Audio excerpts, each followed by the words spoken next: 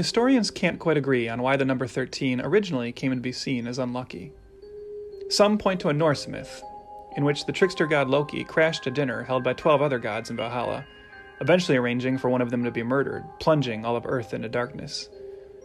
Others argue the origin is tied more into Judeo-Christian lore, specifically Judas, the disciple that betrayed Jesus, being the 13th to sit at the table at the Last Supper.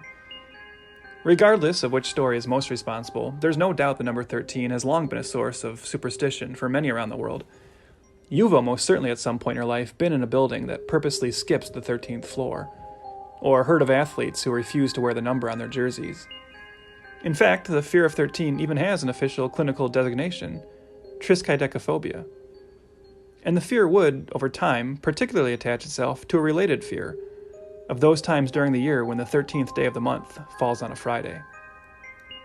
Again, it's hard to track down exactly where the idea of Friday the 13th as an especially unlucky day got started, though it is widely believed the idea really began to take popular hold in the public after the 1907 publication of a Thomas W. Lawson novel titled, appropriately enough, Friday the 13th. The book tells the tale of an unscrupulous broker who uses the superstition to purposely create a Wall Street panic on a Friday the 13th.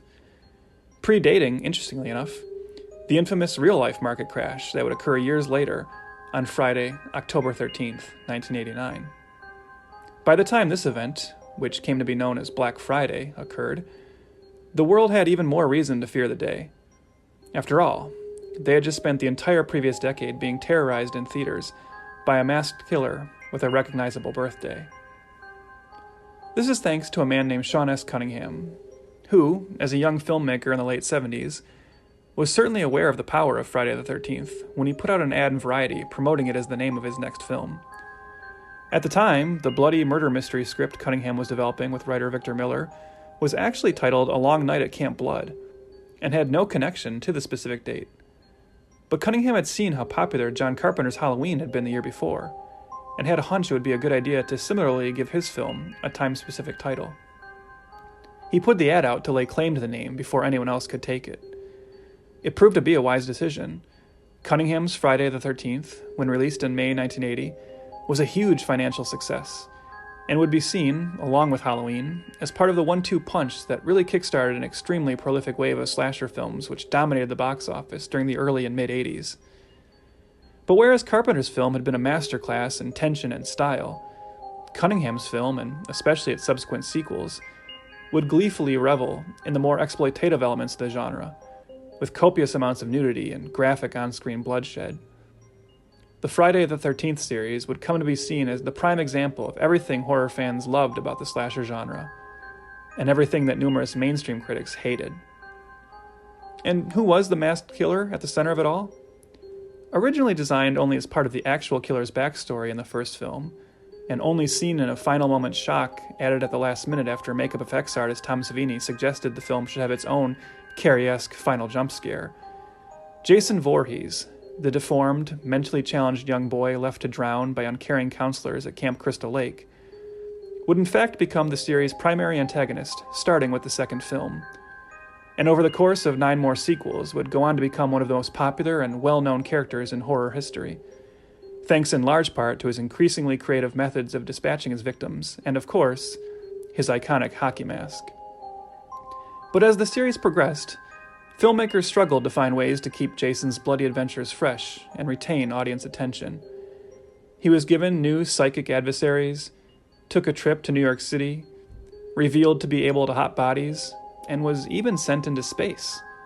Finally, in 2003, he did on-screen battle with his biggest box office slasher rival of the 80s, in the long-awaited Freddy vs. Jason, an event film many fans saw as the obvious conclusion of the Friday the 13th saga. But, of course, if the previous sequels had taught fans anything, it was that Jason never really dies for good. And when a number of successful horror remakes in the mid-2000s proved a new financial life could be breathed into a number of previously dormant series, it was only a matter of time before the slasher genre's biggest star would be resurrected once more.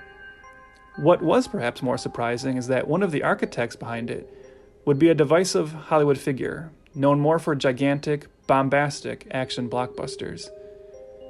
The year is 2009, and Paramount Pictures and New Line Cinema working together with Michael Bay's Platinum Dunes production company, are all ready to relaunch one of the most successful horror franchises of all time, with Friday the 13th.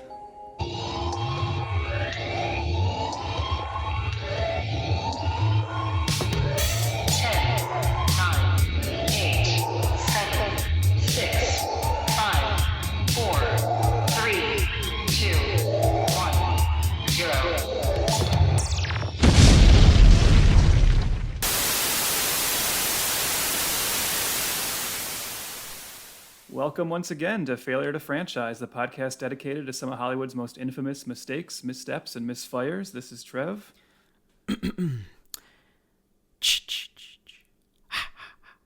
Sorry, you caught me doing some vocal exercises, but yes, I am Chris. Not to be a nerd, Chris, but it's actually But it doesn't sound like that in the movie. I know it's a common mistake, and I agree that most people I think grow up doing it the other way, and then you learn what it is, and you're like, oh wait, it doesn't quite sound like that, but whatever. So we got a heck of a show. Not only do we have one hell of a movie to talk about, but we also at the end of this episode, of course, you and I are going to be having our competition to see who's got the more perfect nipple placement, which will be exciting. Hopefully, a stupendous one. So yes, today's I'm very excited, Chris. I'm sure you are very aware of that. Yes, very. This is a magic moment for me because we are talking about my favorite franchise, as I alluded to in the first episode when we did our just introduction episode. We talked about our favorite franchises, and this is mine. And this is your favorite franchise period, or just of the horror genre? No, this is my favorite franchise period. Unbelievable. Because ultimately, horror is my favorite genre, so it stands to True. reason whatever my favorite horror genre would just be up there. So this must be how you feel anytime a new movie's coming out that has a bunch of explosions and CGI. Absolutely. And Will Smith saying stupid things looking into the camera. I feel that same excitement that you do.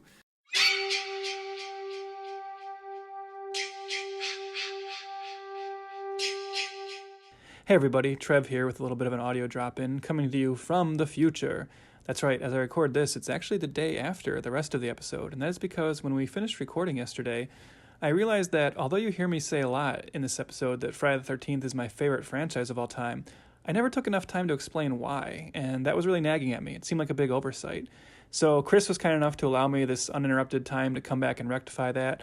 Now, to be fair, I had to promise him that he will be allowed to do this at some point in the future as well, so I apologize. In a later episode, we're all going to have to deal with him going on and on, uninterrupted about, I don't know, whatever it is Canadians talk about, the Red Green Show, Celine Dion, free healthcare, something like that. But I felt it was worth it. I'll make that sacrifice to just take a few extra minutes here and talk about why this franchise and why it means so much to me. So I'll try to keep this brief, but let me just start by saying a big part of it, obviously, is nostalgia. As I've said on this show before, I am a kid of the 80s. I was born in 1980, and these were my formative years, and I got into horror really, really young. I was reading Stephen King younger than I probably should have been, watching, brutal R-rated horror younger than I should have been. And that's the thing, when you're a young horror fan, a big part of what you're drawn to is what seems forbidden and what seems transgressive, right? Watching stuff you feel like you shouldn't be seeing. And obviously, when you're growing up in the 80s, that was the slasher. These slasher films were all over the place. Now, obviously, by the late 80s, they're kind of dying off, but they're still popping up and being shown on late-night cable all the time, and that's where I would catch many of these. And you definitely felt like you're watching something you shouldn't see, right? And looking at magazines like Fangoria and stuff, and the gore, and be like, ooh, this just seems so naughty. I feel like I'm breaking some kind of rule by watching these movies and getting into them. And of course, that ties into not just the violence, but the nudity. This is a pre-internet era. For many of us, I think our first time getting to see, female nudity, we couldn't just hop on Pornhub. Nope, I had to stay up late and catch a Friday the 13th film on Cinemax. So maybe that's a big part of the nostalgic pull for me, and certainly why I have huge crushes on many of the girls in these movies.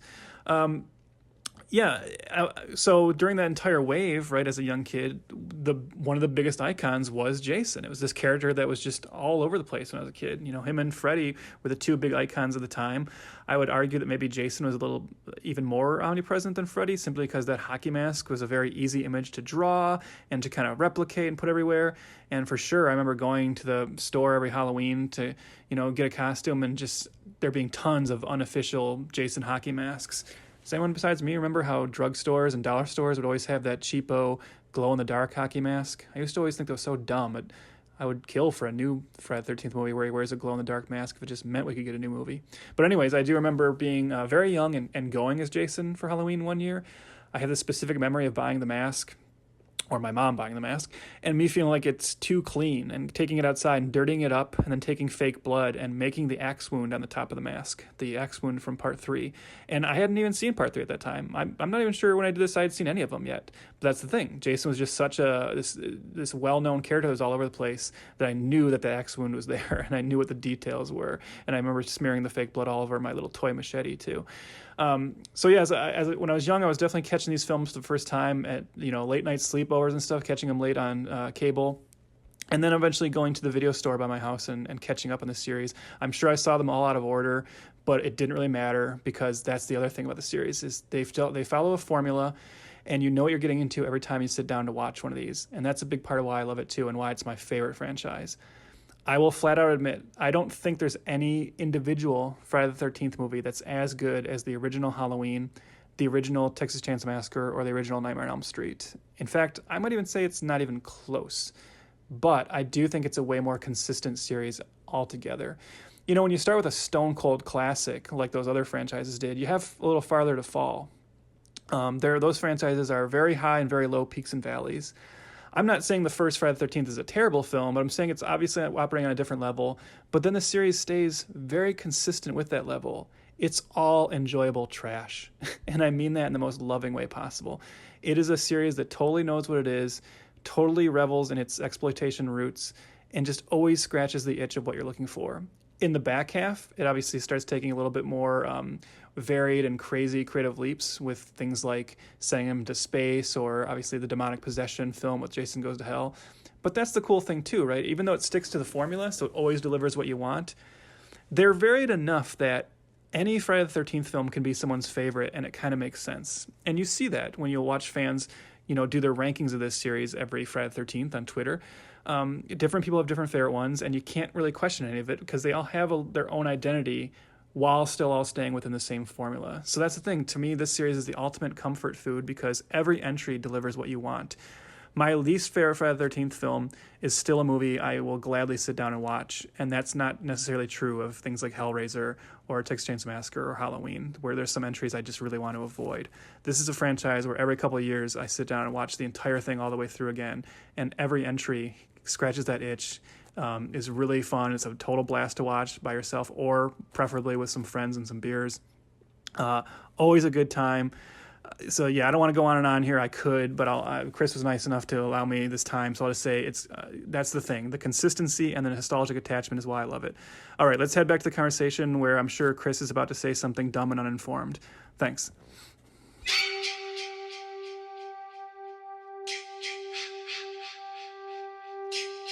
Yeah, I'm only full mast for those movies. So yeah. Yeah. So today we are looking at 2009's Friday the 13th.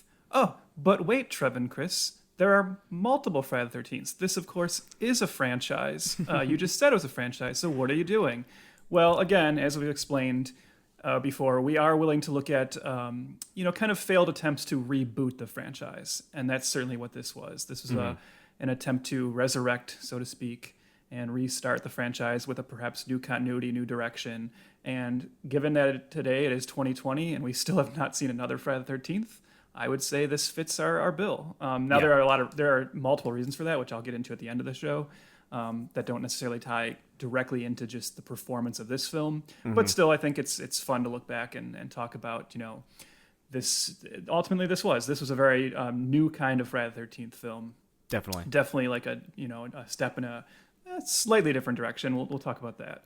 But yeah, I think it definitely it works for us for this capacity. Yeah. Well, and just off the top, we want to say it's directed by Marcus Nispel and written by Damian Shannon and Mark Swift, and in line with how we talk about box office, the budget of these movies were this movie was $19 million. And then it grossed worldwide $92 million and 65 domestic. So you would think that was very, very good. By any means a success. In fact, I'll go a little bit further with some box office information. It was released on President's Day weekend. By the end of President's Day weekend, domestically, it had earned $44 million, which at that point already made it the second highest grossing film in the franchise. Wow. Now, here's the issue. Sometimes you'll hear people talk about this when they talk about this as a performance of a film, and I've seen, not often, but I've seen people say like, well, this is why they didn't want to do anymore. Second weekend, it only makes 8 million. Wow. That is a 80% drop off. And a lot of people point to that and say, ooh, you can't, of course you're not going to make a sequel and things have that big of a drop off. But I want to remind you what Chris just said. Budget of 19 million, it made 93 million ultimately. I don't care what your second weekend does. It is ultimately true of the horror genre in general that is a first weekend genre. And I'm pretty sure they were pretty happy with that. You know, these aren't films that are designed to run months in theaters. I mean, you get your audience that first weekend, and that's fine. I'm pretty sure I'd be happy with making the bulk of my gross in one weekend, you know? Yeah. And like you said, it is right off the top, you know, like people aren't really rushing back to the movie constantly, like throughout. Like they typically don't have legs. And also they're very seasonal. Like right now, this is airing on the 13th of October. This is the reason why we're watching it. We would have not reviewed this probably in the middle of June. So it makes sense that like it's a certain time frame. It makes tons of money. And then you're asking, why isn't there any more? So we'll get into that, but yeah. Yeah, and it's also, you know, it comes out in February, February of 2009. Friday the 13th weekend. So of course that's the weekend everyone's pumped for it. But in general, February movies aren't huge hits, normally. It's kind of a dumping ground, right? Yeah, there's been some, that's not necessarily as much of the case as it used to be. There's been some surprise February hits in the last few years. Right. But ultimately, like, I think it is that matter of like, people were hyped for this new version, but that opening weekend is ultimately all you really have to play with, I think. I certainly saw it opening weekend. Now, you did not. This was a first-time watch for you. This is not only a first-time watch for me, but Trev has said this is his favorite franchise, and just in general, I would say Trev is more of a horror aficionado than I am. Like I love horror. He knows that. I'm a big fan. I'll pretty much watch everything horror. But in a weird way, Friday the 13th, the entire franchise has kind of been a total blind spot for me. Which I know is kind of shocking. It's strange to think that. But like I've always been a more Halloween, Elm Street, Chucky, Saw. Saw is my favorite horror franchise. But just in general, it has just been total blind spot. I had seen the first one probably 15 years ago for the first time. So this week this previous week, just kind of prepping for the podcast, I was like, you know what, I should probably revisit at least the first one. And then I found out that this movie is kind of an amalgamation of the first four, which we'll get into. So I was like, you know what, Trev, I should probably check out at least some of them for me to be a little bit more well-versed in even just the character in general. So yeah, I've actually been doing a lot of homework in the last week. Every night I've been watching a new entry. So I've had a good time. So this one I was very excited for because even in the movies that we've reviewed, this is the first one I have never seen. It's always been a revisit for us so far, but this one was, so like I set the mood correctly. I watched this last night. And to be fair to you, I'm pretty sure this is somewhat of a generational thing. I mean, so I grew up in the 80s, and this is one of those franchises that was just omnipresent in the 80s. I mean, the first 8 entries are all coming out from 80 to 89. Right. There was just like these certain franchises that in the 80s, it felt like every time you turned around, there was a new entry. You're getting a new Police Academy or a new Ernest film, and certainly Nightmare on Elm Street and Friday the 13th fell into that as well. Then it slows down quite a bit with only one entry in the 90s, and then the remaining entries all in the 2000s. So, I guess you kind of maybe just missed it a little bit, but as you said, it's certainly a franchise you were aware of because it's impossible not to be aware of it. Yeah. This franchise, unfortunately not anymore, we'll talk about this, but it had legs for a long time. And this, of course, is, as we said, the attempt to try and bring it to a new generation. So ultimately, I guess this was the one that should have been the one that captured you originally, but somehow you missed it. So yeah, it was just one of those things, I guess. I was not part of that opening weekend crowd. Yeah. Well, and let's talk about why this film happened, right? And like what ultimately led to some of the decisions that bring us to this version. Now, I have to, like, every time we talk about something like this in this podcast, I have to abbreviate myself, because if you let me, this will turn into a 5-hour episode, because I could go off about all this information.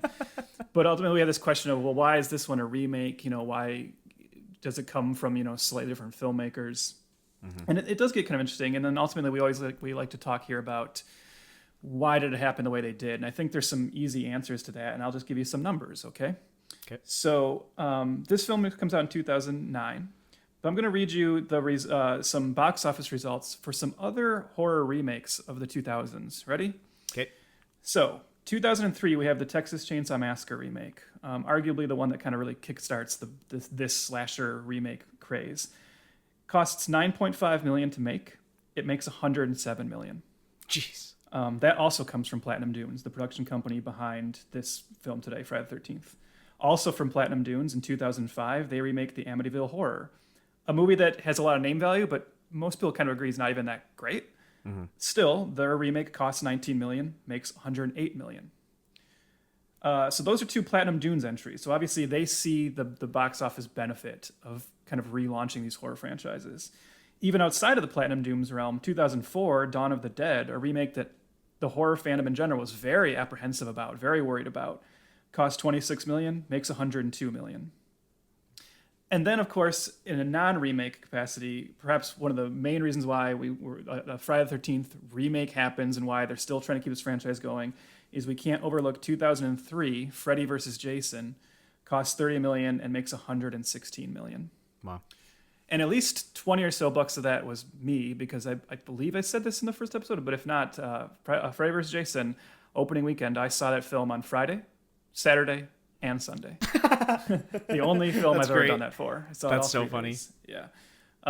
So yeah, I mean, like at this point, the aughts, as we like to call it, was really like a boom period for these the resurrection of these kind of like 80s franchises and these like horror remakes. As I said, it really got going with that 1-2 punch of Texas Chainsaw Massacre and Dawn of the Dead. And I also have to say, just briefly, for my own sake, right, the other thing about that 1-2 punch is those were the two films, Texas Chainsaw Massacre and Dawn of the Dead, that completely changed my opinion of horror remakes. Because I was part of that, like, you still see this a little bit, right? That really grumpy subsect of the fandom that was like, I don't even know if it's a subsect. I think it's no, majority. I think it's probably, yeah. What are you doing remaking these classics? Yes, stop right? it. Get your hands off it. that. And, my favorite movie of all time is Night of the Living Dead, but I also love Dawn of the Dead. My second favorite film is Texas Chainsaw Massacre. I was very anti both those remakes, and it was kind of like going to the theater to like hate watch them, right? Like, oh, I can't wait to see how bad these are. Right. You sure showed them when you paid for it. I know, right? But that's the thing. Ultimately, I ended up like loving both of them. Right. And at the same time, I saw an interview with Tobe Hooper talking about the Texas Chainsaw Massacre remake, and I bring this up because it's going to feed into our discussion about this film later, where he made a great point about why he didn't mind the remake. Now, obviously, he's not going to say because I'm getting paid for it, which is a big part of it. But he did say, he's like, well, when I was growing up, the monsters everyone knew were Frankenstein and Dracula and the Wolfman, and of course, there's multiple versions of those. They keep getting reinvented. And he said, now with a remake of this, Leatherface kind of enters that pantheon, right? He's like one of those new icons that can be reinvented for every generation. And that's where it clicked to me. It's like, he's right. Like, every generation kind of deserves their version of these. And that's the fun part of it. This is ultimately, horror is most connected to fairy tales, right? And fairy tales are retold. The Grimm's fairy tales that everybody knows are not the original versions. These are stories that get passed down and changed. And so that's why I was totally open to a Friday the 13th remake. Now, there's more complicated, things in here about why they went this direction. But ultimately, it was Platinum Dunes at this point was a production company. And this is where Chris's ears are going to perk up a little bit because it's Michael Bay's production company. Whoa, hey.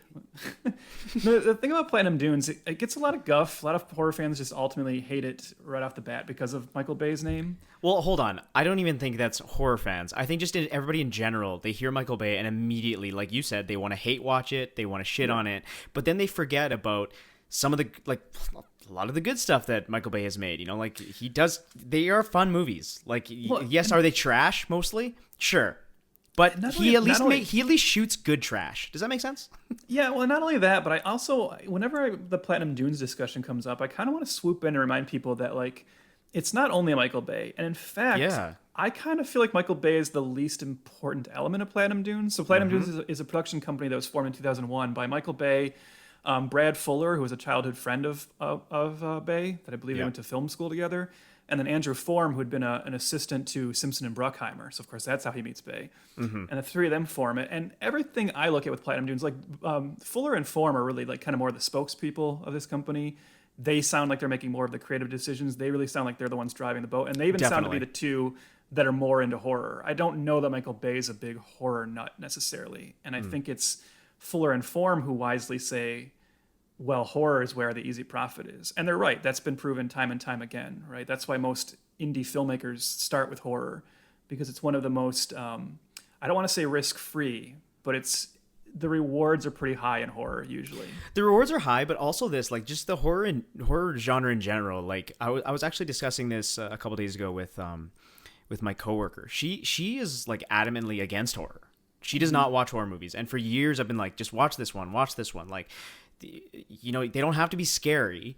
You know, they're fun, and it's this interesting thing about the horror genre for filmmakers is that it feel and shoot me down if I am silly about this, but the horror genre feels like it's the one genre that can be all the other genres in one. Like in one nice package. Like horror can be action-packed, hilarious, thought-provoking, and terrifying all at once. Rarely do I watch a courtroom drama and I think it's super funny or like titillating or anything. You know what I mean? Like there's something really special about the horror genre, so I understand why first-time filmmakers jump into it, because they can kind of do whatever they want. And I don't know, they can play with the genre. They can do a lot of things with it, right? It offers a lot of opportunity for like invention and like just craziness. Like you look at Sam Raimi doesn't get to direct the Spider-Man films if he doesn't first cut his teeth on Evil Dead with all this like crazy camera trickery and strange, bizarre editing and stuff. And then someone looks at that and says, "Woo, what if you applied that to a comic book film?" And they're right? Peter Jackson gets Lord of the Rings coming off of a film like Dead Alive, which is just like this super gory zombie film, because ultimately you're really showing off your creativity. And I think we recognize that in horror. And also, I agree with you about how it can cover everything. There's also the fact that horror is one of the few genres where even when it's bad, it's still kind of fun. Not just that there aren't just bad horror films, but I saw Robert Cargill, who's Scott Derrickson's collaborator, writer of Sinister and Doctor Strange, and things like this. He was tweeting about this the other day, saying that horror is the one genre where over time a bad film becomes good. Or if you know what I mean, kind of just more it's like celebrate a little bit, because people look at it like with irony a little bit, right? It's a fun watch now. And that's ultimately true of horror too. You just have a better shot of really winning over an audience, even if it's not that great.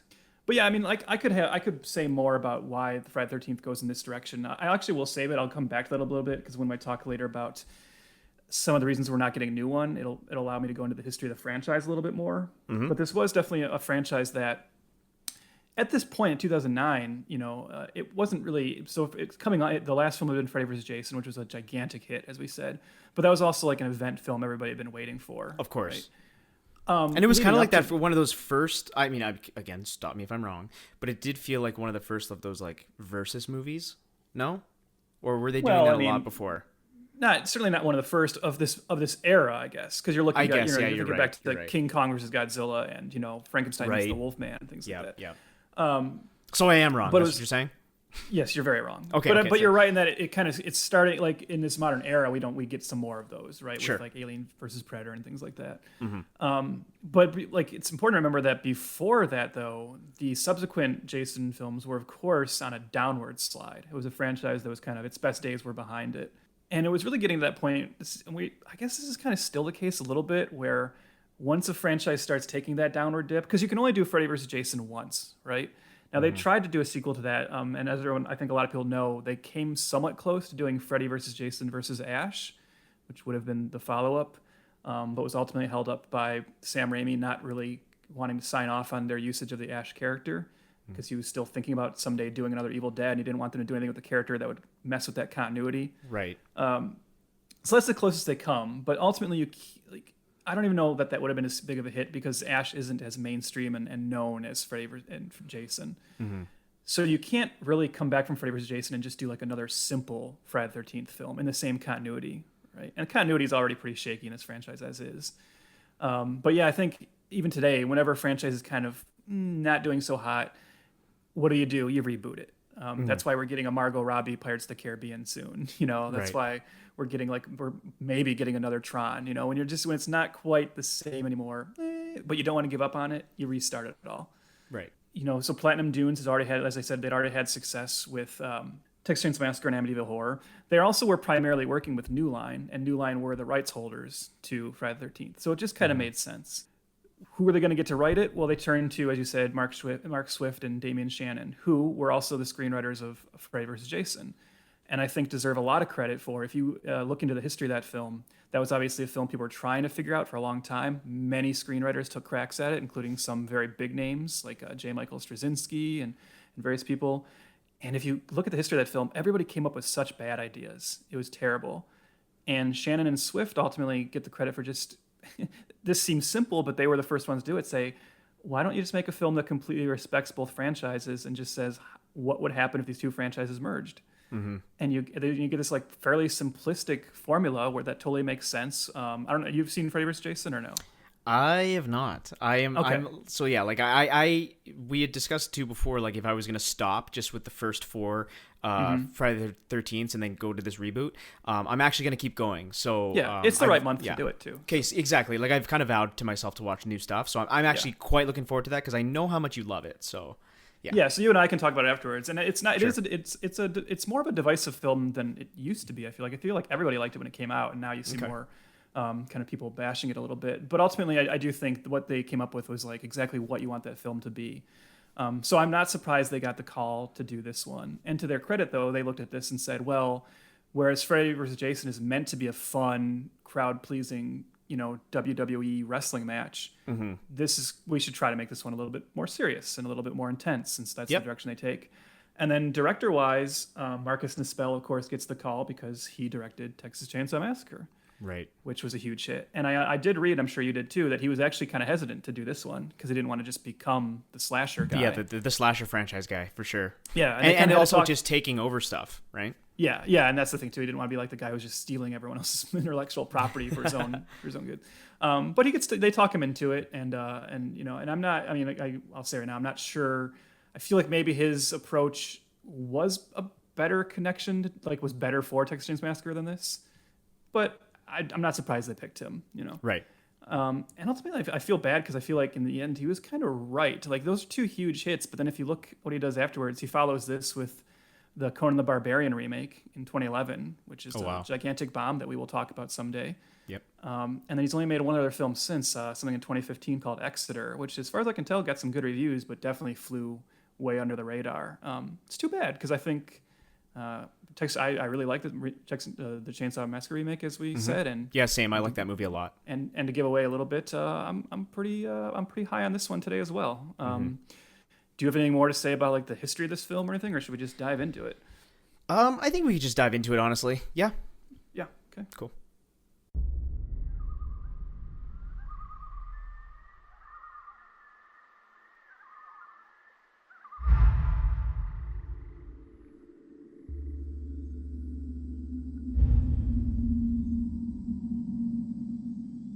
Did you know a young boy drowned here?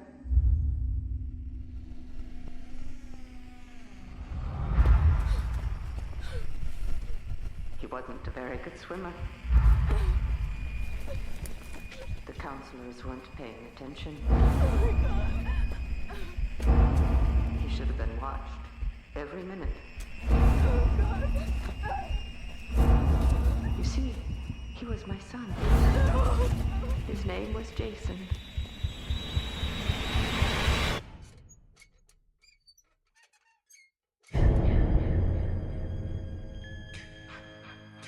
And today is his birthday.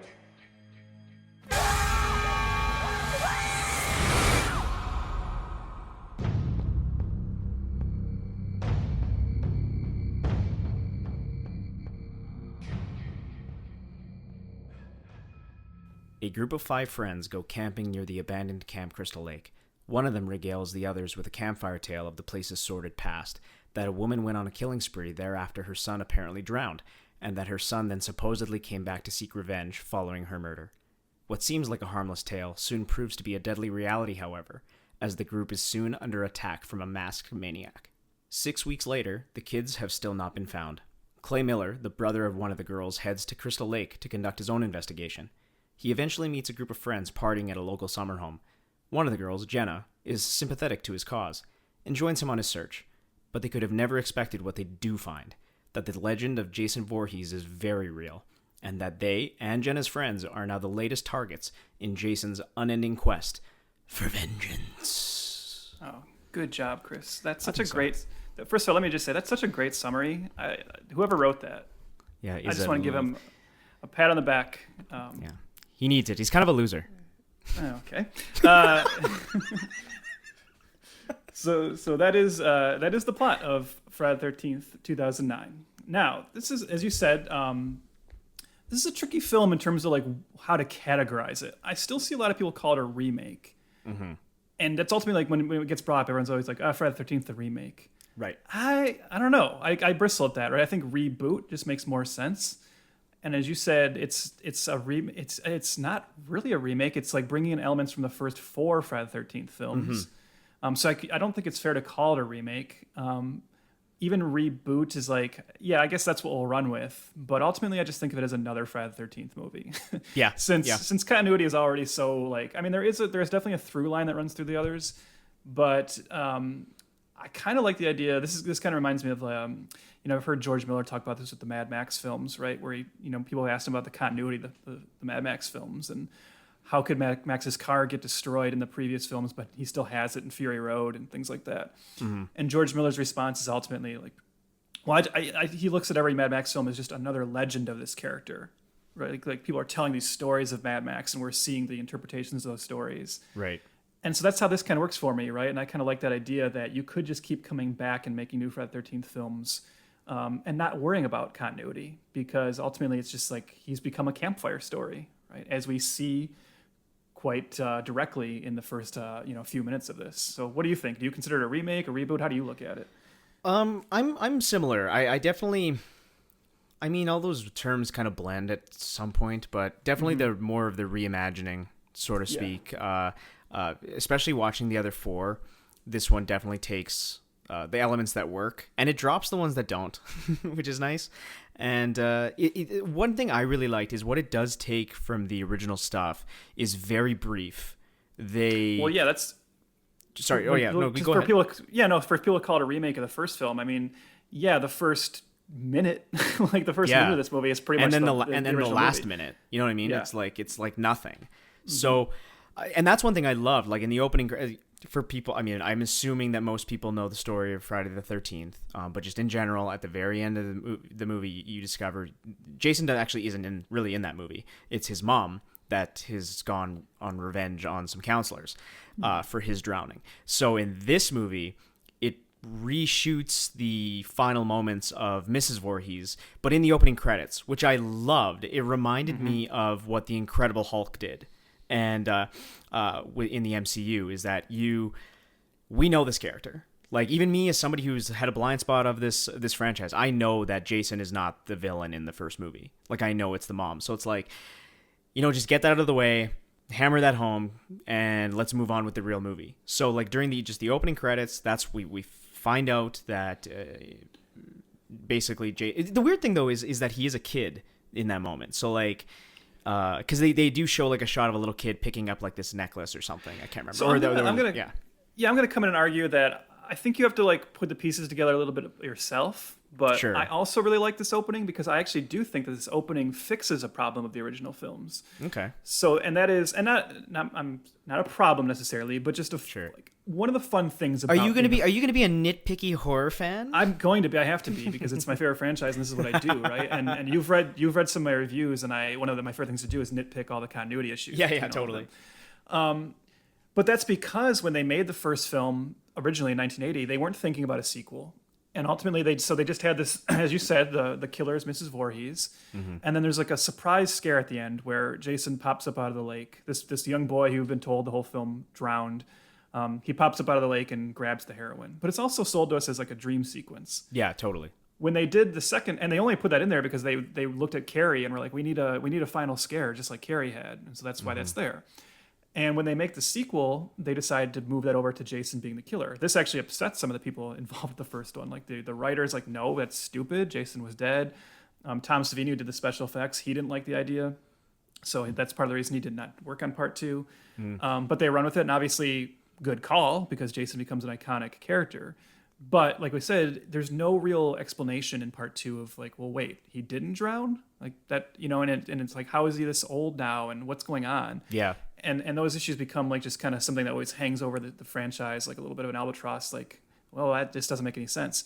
Here, they don't come out and say it, but when I look at the opening here, because they directly show Jason as a young boy there and like watching the murder of his mother, you can actually argue that she only thinks he drowned.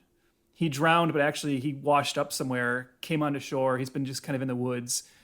It's only been like it's only been a few, like, because they don't give a timeline, right? In You're the original right. film, You're so right. She's avenging like something that happened years ago, but we're not told that here. So I kind of read it now that he supposedly drowned in 80, and then like a few weeks later, she went on this like murder spree, and then Jason saw that happen. And I'm like, oh, that works so much better. You're right. It does. It works way better than before. That last jump scare in the original never made sense. But it was nice that it was a dream sequence for sure. But the sequels really, really mess with that. So as a first time viewer, I was like, all right, well, let me fit this in the timeline. It doesn't really make sense. Well, and ultimately, this film has the benefit of looking at, what, I don't want to say it didn't work in the originals, but with the originals, they're definitely figuring it all out as they go along, right? So we don't get the iconic hockey mask until the third film in the original. And this film knows that that's what people want to see, so they can... But I like how this one actually gives us both. We get the sackhead Jason and I like that detail quite a bit. But yeah, they can fix these like bizarre continuity things just because they have the benefit of hindsight, which of course the originals didn't do. They were figuring it out on the fly originally. It's a pretty smart call to say, let's take the first 4 films and create this, like, I don't want to say perfect immaculate, I'm stumbling on the word. Amalgamation. Yeah, there you go. Nice. I was just gonna not say anything so we could edit that, but you're gonna like. No, I'm keeping it in. Okay, but yeah, I mean, I think that was very clever and allows them to fix some of those issues. So. Yeah. No, and I really liked even just again speaking of the opening, right? It does the credits, it does all that. It gives you a little bit of an origin of some sort, and then it throws you right away into this new group of campers that they have a little bit of a camp story. They all have really distinct personalities. Like they're all super super fun, and the first death comes at 12 minutes. 12 minutes into this movie, which was shocking to me. And I do want to. You just said something about how they're all really fun. So I was reading, Shannon and Swift talking about this, and they said that one of the things they wanted to make sure they did with this screenplay was have characters that talked like real teens. Yes. I don't. That's always like a shaky thing where you're like, I don't know if they nailed that, right? Because there's always like people are always a little bit more clever than they should be in movies. Right. But I will agree that the dialogue is actually pretty fun in this film. Not to say the characters are likable, but I do think they seem realistic. And there are some like just little moments that, like, I even like that moment where the one guy's like saying, every bottled water has crystal in the name, and the other guy's like immediately like Aquafina. He's like, well, okay, like almost all, and like there's just like little bits like that. And then I mean, I guess we should just say it. Like this opening is great. I mean, this is like one of the best opening sequences in the franchise. Nice. And then I really do think you fall for it. I know the first time I saw it, and I want to ask you about you watching last night. You really do think you're watching like the group of characters that you're going to be with this film. And when suddenly you're like just a few minutes in and they're just all getting slaughtered, it's like, wait, what's going on now? What's happening? And the fact that the title comes up at, did you write it down too? I did, yeah. 23 minutes. Yeah, 23 minutes. 23 minutes and 53 seconds. Yep. That's amazing. I can tell you, seeing this in the theater opening night, the title coming up got like a just a loud cheer because people are like, that's oh awesome. Man, that's great. And it's coming, and it comes off that great moment with him just running at the girl with the machete up. But yeah, that opening is awesome, and obviously my favorite death of the entire film is in the opening. Which is the sleeping bag death, tying the girl up in the sleeping bag above the fire and just cooking her to death. Yeah, that's a good one. One. My favorite comes later, but I have actually a split between two. But the title screen coming at 23 minutes, I say wow, and a bunch of laughs. So I would have definitely been. It sucks. It sucks when you realize that I would have had just a blast watching this in theaters. You kind of do like a little retrospective, like, man, I have no idea why. I don't know why I didn't go, but it was just one of those things. But this, one of the best openings for sure for a movie like this. It does everything it needs to do, right? So you get like the standard, and again, they are pulling in. This is essentially, maybe this is the best way to categorize this film. It's a greatest hits film. Because they're bringing in all the best things from the previous movies, right? So you get the moment where they're telling the story of Jason around the campfire, which is like a kind of iconic moment from part 2. Yeah. And you have that here. And then you get this introduction of a very new version of Jason. And I think right away in this opening 20 minutes, they establish just how scary, different, and badass this Jason is, right? How fast he is, how we're already seeing like traps being set. The one guy gets his leg caught in the bear trap. Everything kind of new is established. You get like the classic, as we talked about. It's just a perfect opener. But I will say, and I'm curious to hear your thoughts on this, as great as that opener is, I think one of the downsides of this film is I don't know that it ever quite matches the energy of that opening 20 minutes. I think this is a film that, I don't want to say it's like completely front-loaded, but that opening sequence is the best part of the movie. I completely agree about the ferocity of Jason compared to the originals. Watching the old ones, he's definitely kind of bumbling around, and he's easily especially escapable. In part 2. Big time. Like, you could trip him, and he was kind of gonna like fly into things. But at this one, like, he is a force to be reckoned with, and I really like that from the start. So you're right. It doesn't. I mean, he stays that way later on, is for sure. But this one, he's so ruthless, and I think it has to do with, like we said, the first death is at 12 minutes, and the last death before the title screen is 23 minutes. So in 11, he slaughters 5 people. Mm-hmm. So it's like, I mean, that does tell you something. There's no, it's not really pulling any punches. And that's one thing I noticed even about the franchise in general. And this one continues that. You really feel like nobody is safe. Like, I genuinely felt that everybody was in danger. I didn't really think anybody would survive. So when it does happen, you're like, oh shit, they're keeping with that, which is nice. Especially later on, there's a certain character that I absolutely thought was going to make it. And when it didn't, I was like, holy shit. So it plays with that as well, which is nice. Yeah. And again, like what you just said about Jason being so ferocious in this and being bumbling in the second one, just like I said, where they're pulling in the best elements of the films, they get to make like kind of I don't want to say the best version of Jason, because I don't think it is, but they really do get to make like an amalgamated version of Jason too. When this came out, there was a lot of flack from fans who I guess just have short memories. And maybe you were conscious of this a little bit, or maybe you saw it in doing some research. You'll still sometimes see people complain about the fact that Jason runs in this. And I think that's so interesting. And I think it's just people forgetting that he ran in the first like 3 films that he's in. Yeah. In 2, 3, and 4, he's very much just sold as a very strong guy. Right? Mm-hmm. And I think people are then thinking of how in part 6 he ultimately becomes a zombie, and from that point on we're watching an undead version of Jason who moves much slower and is more like kind of lumbering. But this is again the best of both worlds in a sense of we get the fast human version of Jason, but they play him as ferocious and seemingly unkillable as that zombie version of Jason. So it's again this kind of like putting all the pieces together. Definitely. So I guess then we have to talk about the rest of the film, which is really the bulk of the story, which is where we start to see how they're pulling in elements from part 4, because the character of Clay, which is played by Jared Padalecki of Supernatural fame, who is our main character in this film, he's definitely based on the character in part 4 who's hunting Jason. Right. And that's the idea here, is that we find out he's the brother of the one girl who we did not quite see get killed in that opener. And it's 6 weeks later, and he has now come to Crystal Lake to search for his sister. And he runs into this other group of teens who are going to spend the weekend at one of the rich douchebag character's father's cabin. May I stop you there for a second? I have a feeling I know what you're going to say, and I have this theory too. And let's see if it's okay. We are definitely on the same page. Yeah, so and that this might be a shared universe. Okay. Let me take you back to a different time. Pre-pandemic, 13 years ago, Chris was a freshly 18-year-old. Just living life, really no bills, wanted a cool car, loved explosions, loved Michael Bay movies. Sounds like Chris now. You know what? He has no growth. So, a little movie came out. I don't know if you heard of it. It was a little robot punchy movie called Transformers.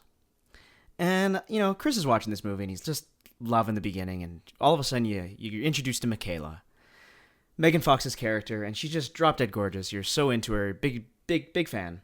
And she's got this really douchey boyfriend. And he's blonde, he's hunky, he's a big dude, right? Okay, fair enough. Now, flash forward 13 years, like I just said. Actually, flash forward to last night. I'm watching Friday the 13th from 2009, and all of a sudden, the same guy, the same actor, seemingly the same persona, the same speech, the same fucking douchebaggery. And I'm thinking, okay, interesting. And all of a sudden, his girlfriend calls him Trent. And I go, Trent? Wait a second. Whoa. Chris then, present day Chris, rushes to IMDb to make sure his thoughts are confirmed. And they do, in fact, share a name. So Trent in this movie is absolutely Trent from Transformers. Takes place 2 years later, and there lies the connection that Friday the 13th, 2009 is absolutely 1000% part of the Transformers universe. This has been confirmed, and you heard it here first, and that's what it is, 1000%. There's no, you cannot convince me otherwise. No, you heard it here first, unless you've talked to me in the past 10 years, because this is something I've been saying for a long time. That's hilarious. I was really waiting to see if you were going to like pick up on that. Immediately. Yeah. But no, and I've never seen the filmmakers like directly address that. But I mean, it's pretty. I mean, he's the same character. Yeah. Here we have another Michael Bay produced film, and I'm sure it ultimately came out of they needed a douchebag. They knew him, and I'm sure it was just one of those fun things of like once they cast him, they're like, well, let's just call him Trent. Like, why not? Let's just have it be that guy. And yet, so it's never really spoken to. But this is like partly a Paramount film. Yep. So it all works. Yep. This is definitely a shared universe, which means we still could maybe someday get Jason versus Optimus Prime. One can only hope. Optimus Prime in the Transformers films is as bloodthirsty and, as cold-blooded as Jason. They might actually team up. Yeah. Just, Jason probably saw Optimus Prime kill Kelsey Grammer and was like, kudos, man. I applaud. And I will say of this group, I don't know if this is a popular opinion, but that actor Travis Van Winkle, I kind of feel like he's the MVP. I find him... This is a guy who knows how to play a douchebag. I find him infinitely entertaining in this. Yeah, he has some amazing lines. He probably has the best lines in the movie, other than, what's his name? The Asian character. I really liked him as well. Chewie is his name? Yeah, Chewie. Aaron Yu is the actor. Those two are the best, for sure. Yeah. Yeah, it's a fairly stock group of teens, but they play their roles well. You say stock, and like... Legitimately, you got the douchebag blonde, you got the two hot blonde girls, you got the black guy, you got the Asian guy, and it's very much a check all these boxes for sure. Yeah, and then you throw Clay into the mix, and it's a pretty good group of characters. I mean, for this kind of film, and again, this is where I'm going to keep saying this, but okay, so let me just address this now, because in a little bit we'll talk about our like overall thoughts on this, but I already said I like this film a lot. I'm really baffled. I'm not surprised if I see people say they don't like this film, but they also don't like other Friday the 13th movies. It's like, okay, well, that's just not your bag then, right? It's not the genre for you. Right. But there's definitely like a very big contingent of fans who like love the original Friday the 13th films and then look at this one as some kind of slap in the face of the franchise, or they feel like it's like, oh, it's just so not a Friday the 13th film. And that's just baffling to me, because I look at this ultimately as, what are you talking about? This is like so in the spirit of Friday the 13th. And I just think it's ultimately a case of it's doing exactly what I want a new Friday the 13th film to do, and ultimately what some people don't want it to do. And it's taking the Friday the 13th model and just saying, okay, let's make that through the modern filmmaking lens. So this very much is a 2000s version of Friday the 13th. But whereas I think there's a lot of fans who want... Well, go ahead. Well, not even just that. It feels like Friday the 13th period. Like, I don't even know... Like, it's got some...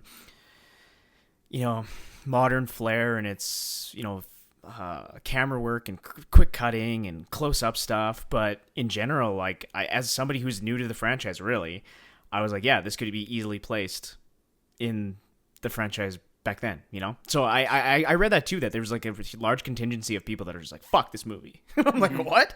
Like, what were you expecting? Well, no, I do. I think it's that... I think a lot of people want every Friday the 13th film to be like a throwback and just go completely into that 80s vibe and like set it in the 80s and like look like an 80s film. And I do think this one looks more modern. It's the same thing of the Texas Chainsaw Massacre remake, where it's the film just looks different, right? It's using the cameras are different. It's got a different color filter to it. It is using more modern editing styles. It's putting popular bands in. It's there's a part where they're naked water skiing to the hives. So I mean, it is being more modern, but that's ultimately what it should be, right? What I said is earlier when I said every time you remake these, I want the remakes to reflect what films are now. I don't think you always have to do the throwback thing. Well, it's the throwback thing, and it's just like this weird, everybody's got such a hard-on for the nostalgia, everybody wants to be taken back to their idea of what the 80s were. And we're seeing that more than ever, I think, today.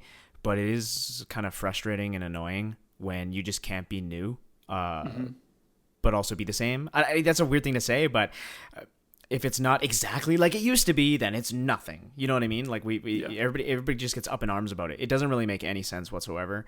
I think this thing works really, really well as part of the franchise. But I mean, again, I'm not obtuse to realize that it is taking elements from the other movies. Like again, it is not doing things super new, but the things that it does change about or elaborate on, as Jason's viciousness or his seeming planning. Like he can rig up a bunker now, and he forages, and he might grow weed. That's one thing too, but no, I'm all for it. Well, there were little things they brought in, because this is something Shannon and Swift have talked about. Is this idea that their version of Jason is more just territorial, right? It's not even necessarily that that's another thing that's kind of clever. It's not even necessarily that he's avenging his mother's death. It's more that just these are his woods. These are all he knows. Yeah. So when people come into his woods, he gets rid of them.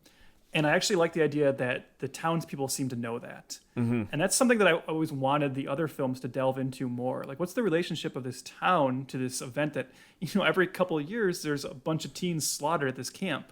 What do the townspeople think? And I like that we get a little hints of that here when Clay goes to visit the old lady's house, and she basically says, he just wants to be left alone. People are kind of aware of this thing. It's become a legend to them, and they're just no, he's out in the woods, and we just don't go into his territory. So I like that, and I think it's an effective updating of these elements, and I don't understand why it would upset anybody. Now, in terms of modern filmmaking stuff, I don't even know if this is so modern. I was wondering if you noticed this too. I'm going to go into my more critical side for a second here. Sure. I think Marcus Nispel is a very talented director visually. I think the Texas Chainsaw Massacre remake looks amazing. I think what he does visually in that film is really cool. I don't know if it's because this is a property he wasn't as invested in or whatever. I don't know that this film is as nice looking as that. And in fact, did you notice that there is a lot of shots in this that are just blurry?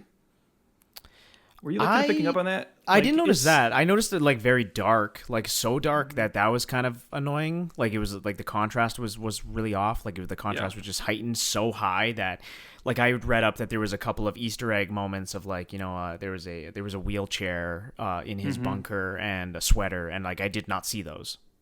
I don't know. There's a bunch of shots. I'll tell you a scene that you can really notice it is when Clay is talking to the guy behind the counter in the convenience store. Or the general store, I should say. There's just a number of shots that are just out of focus. Oh, really? And I was talking to someone about that, a friend, and he was like, well, I think movies did that all the time in that era. And I was like, no, there's no way this is intentional, because it'll literally be an out of focus shot, then you cut to one in focus, then you cut to an out of focus one. It's there's no rhyme or reason to that. It's just laziness. And I don't know if they're rushing to meet a release date, and they're just crap, we got to use what we have. But there's a number of shots in this that are out of focus. Oh, wow. Yeah, I didn't even notice. I don't know. Yeah. You mentioned, but I guess fuck him though, right? Yeah, you go back and do this. Stop being lazy. You mentioned the underground bunker and the tunnels. So this is another thing where this is a very divisive thing, whether people like it or not. And I've seen this version of Jason referred to as VC Jason, because he has this underground tunnel system he uses. Yep. I have mixed emotions on it, because I think in one sense it answers a question of the previous films, which again I think this is what Shannon and Swift are doing. I think they're putting on their clever hats a little bit. And when you especially get to the later Jason films where he's more of a zombie, and I'm sure you're aware of this as just a slasher trope, there'll be moments where someone's running from Jason who's just walking. You're like, oh my God, I got such a lead on him, great. And suddenly he pops up in front of you. It's well, wait, how did that happen? And I like their answer to that is that, well, he has these tunnels. He's using tunnels, which people don't know about.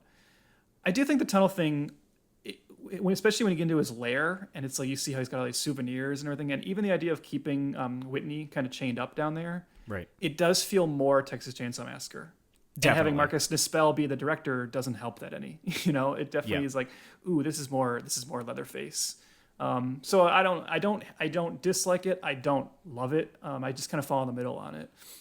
And that makes sense, I guess, from your perspective. Like for mine, I was like, okay, well, this kind of makes sense. I don't have such an attachment to that character, and mind you, I did think it was a little interesting that, well, maybe interesting, maybe silly that he was sort of smarter in this one, because he never seemed like a smart villain in the other ones. No, and in fact, he's definitely sold you as a mentally challenged young boy. Yes. Who, has just become like this remorseless killing machine. And I will say, when you're like very used to one particular version of Jason, it was this is gonna sound silly, but I can't overstate how jarring it was when I first saw it to even have that moment where you see him when he finds Clay's bag on the ground, and you see in his like body language a moment of like insight, and he goes over and like turns on the electricity in the camp to like light up the camp. And it's like, oh my god, that's so weird. Like that's not something Jason does. Yeah.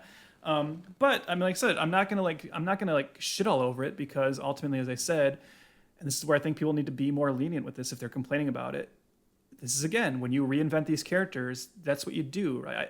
I feel like a lot of the same people who bitch about this version of Jason not being the Jason they love are the people who in the same breath would say, like, oh yes, if you're going to make a new Frankenstein or Dracula, of course, update and reinvent those characters.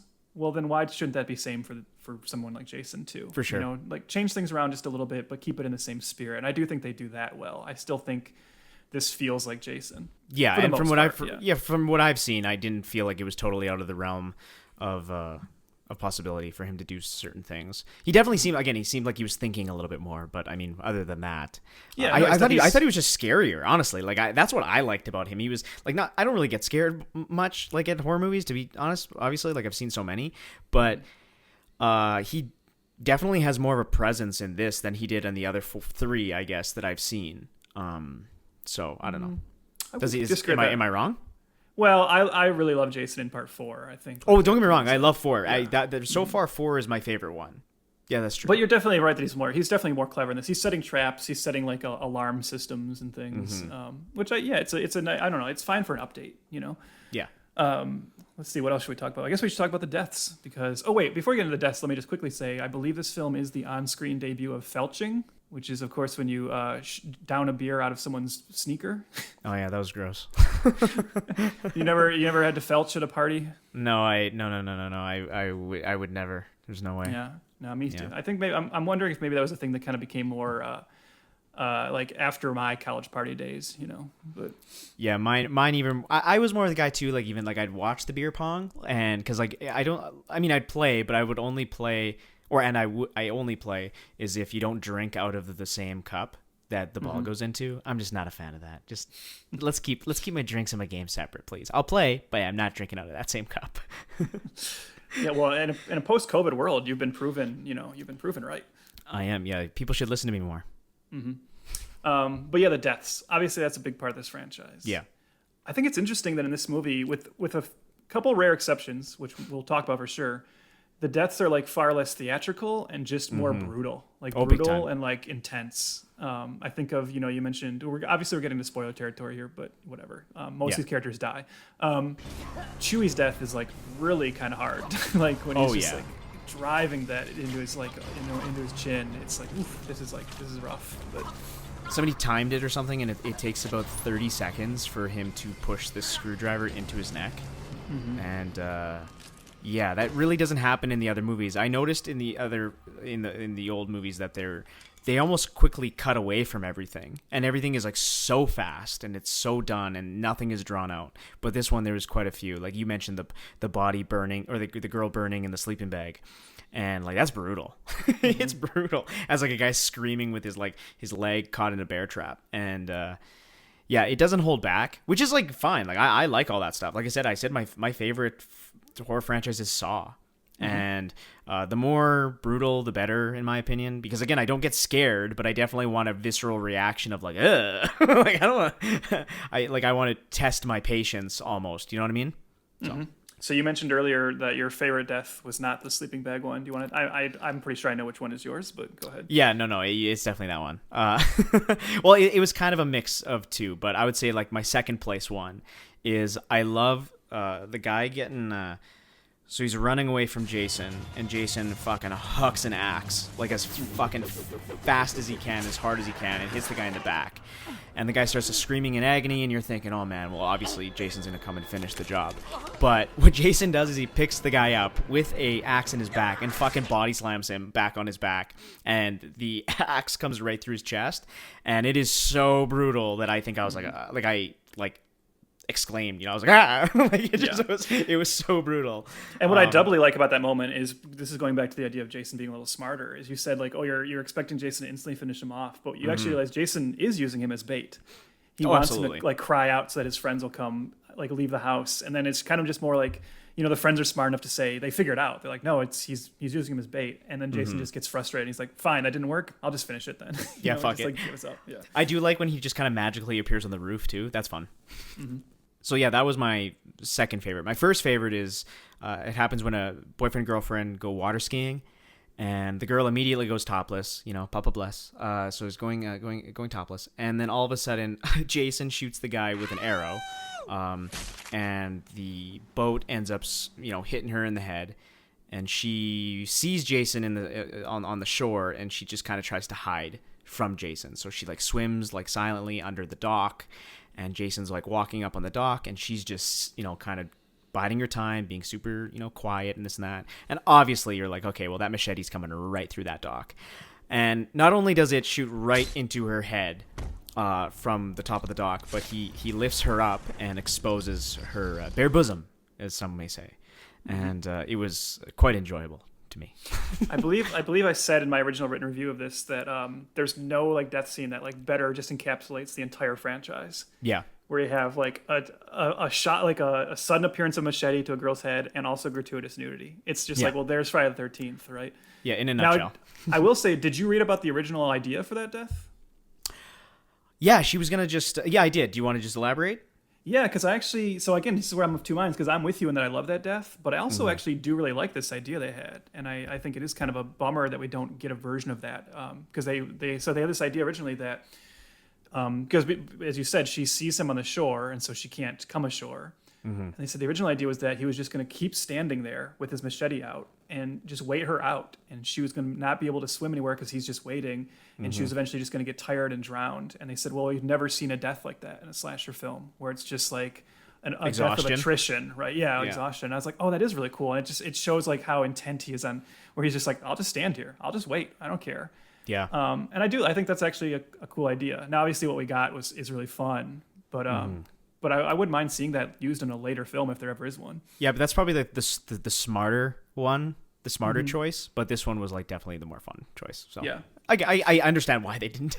I understand why they went with the boob shot. So well, now because we mentioned boobs, let's talk about this film as an end of an era film. Did you have that sense watching it? Because a little bit, kind of actually surprising, right? Like there is a lot of gratuitous nudity in this. A very two very gratuitous sex scenes. Yeah. Which just at a level you do not see in mainstream horror anymore. And I really think, look, we're not having a conversation about whether this is appropriate or not or whatever. I mean, we kind of are, but whatever. As a fan of like old school exploitation stuff and everything, I do kind of miss that stuff from horror nowadays. Yeah. And it is, I do feel like if this franchise ever comes back, I don't know that we'll ever see it quite that way again. And I'm sure some people watch this and be like, wow, it's such an exploitive film. And the filmmakers would be like, yeah, that's right. Like, yeah, this is Friday the 13th. That's the point. It's about the fun of it all. You got these beautiful women just disrobing. I would just say, like, if you want to be fair about it, then the guys should be nude too. I always have agreed with that. I think that's where the dumb Hollywood double standard falls in of like, why can't we see male nudity as well? Right. I was watching it last night and just thinking like, wow, this is like, for this to have been a theatrical release from a major studio, there is a lot of nudity in this. Yeah, there was more than I thought there would be, honestly. And I think it is, like you're saying, since 2009, for the last 11 years of slasher films, it's not like that. Yeah, the nudity has been neutered in slasher films, right? Big time. We're just concentrating on the deaths now, whereas the '80s were obviously those two things together. Which is so funny, and it leads into a bigger conversation, obviously, that we're not going to really get into. But it is funny that, the American Hollywood machine allows the most brutal, disgusting, terrible, vicious deaths known to film. You know what I mean? Like, we can see people just being completely annihilated and just turned into bloody goop. But you show some tits for fucking 2 seconds, and then all of a sudden you're up in arms. It's a weird, It's just a very strange outlook that really only American Hollywood does. Especially now, it's people can be completely brutalized. Like I said, the Saw movies, but if you're naked, oh boy, hide your kids, hide your wife. And don't get me wrong, I'm fully aware that kind of filmmaking was used in the past to exploit and take advantage of young actresses, and I'm not pro that, and like no actress who doesn't want to do that should have to, obviously. But at the same time, I'm also very aware that there are certain actresses who get into the fun and spirit of that kind of filmmaking. And like I said, I think the ultimate answer to that is, instead of clamping down on it, just be more fair about it and just say, if we're gonna have a sex scene, okay, like buddy, Joe over there, you got to disrobe too. You gotta hang some dong. You know what I'm saying? Yep, that's right. It's just like It's Always Sunny. We're not happy until some dong gets found. But it is weird, like, and also too, there seems to be way more PG-13 horror movies, anyways. Like the slasher films of now are like the Blumhouse stuff, and they're almost all 14A or 14A in Canada. Sorry, PG-13 in the States. But wouldn't you say that too? There's not as many super R-rated, especially something like this. Like you said, the gratuitous sex scenes even it's not just the nudity, but there's two like pretty, how would you say, stupendous sex scenes going on. Yeah.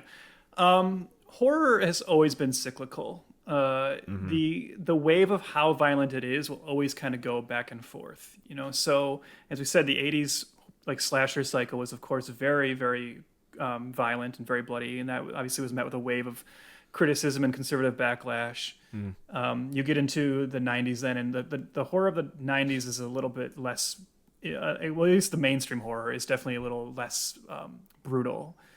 Even if you look at like the Scream films, compare like how each subsequent Scream film is like less bloody than the one before. You see even that franchise get more neutered as it goes along. But then you have torture porn emerge after 9/11, and suddenly you get this like new wave of like brutality. And I know like the Texas Chainsaw Massacre remake is like bloodier and more brutal than obviously in, like the original film, which barely has any blood in it. To what you just said about it now, I don't know. I feel like most of the horror now is kind of more indie, anyways. And and you're right that the mainstream stuff probably is more PG-13 because that's kind of for financial reasons too. You can get a bigger audience. Sure. I do know that the upcoming slasher comedy Freaky from Christopher Landon, who made Happy Death Day, is R. And he's like, well, Happy Death Day, that never needed to be R. This is meant to be PG-13. It was meant to be more fun. He's like, but with Freaky, this needed bloody death scenes, so we're going all out with the gore. And from what I've heard, that's definitely the case. So maybe if that one hits, although I don't know how do you hit in like a COVID world, it's just going to be VOD. But maybe we'll see a return to this kind of really gory slasher stuff again. Do you also think that this was one of the last ones like that because of, we didn't touch on this before in the history, but just, this movie seemingly was a big success financially, other than that second weekend, but just overall it was. But then there was that little movie that $15,000 ghost movie, Paranormal Activity, came out. Oh, yeah. And then that movie just, did gangbusters, right? And all of a sudden I feel like there was another, like you say, cyclical nature. There's a shift in horror that was like found footage. Yep. Yeah, and and then with that's found how footage, horror works. Yeah, okay, that makes sense. Okay. You get something like the Ring remake, which is a huge hit, and suddenly you have a wave of Asian remakes. Paranormal Activity hits, a wave of found footage. You know, so that's always the way horror will work. Now it seems to be screen movies. Screen, not Scream. Yeah, people chase a wave until people get sick of it. Of course, there was also the zombie boom of like the mid 2000s, and that ran for a while, right? So it's always the way to work. I'm fine with it. I know, it is what it is. Sure. You can find gems within any of those subgenres, and you can also find the more interesting stuff being made more in like the outliers, like in the indie world. So it is what it is. But it does leave me wondering what a future Friday the 13th film will be like, which we'll get to in a moment. Just want to start talking about some other things I want to make sure we hit on with this one. So you mentioned a very shocking death, which I'm pretty sure I know what you're talking about. So Yeah. in a little in a CW crossover kind of capacity, our two lead characters to this section of the film, as we said, are Clay, played by Jared Padalecki, and then Jenna, played by Danielle Panabaker, who nowadays most people know from being on The Flash. So it's kind of fun to watch those two teamed up. What'd you feel about the two of them? I thought they were fine. Yeah. Like I wasn't, like we've said before, the my two favorite characters were Chewie and Trent, but they were serviceable. You know, like she was all right.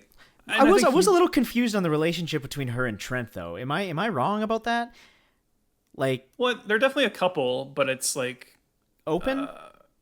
I don't think it's open. I very much think the other girl is very much wanting to steal Trent, and she takes advantage of, her going off into the woods for, as he says, 8 hours with Clay is kind of Trent's like, all right, we're done then. And then I guess they got bigger fish to fry, so she's like, whatever.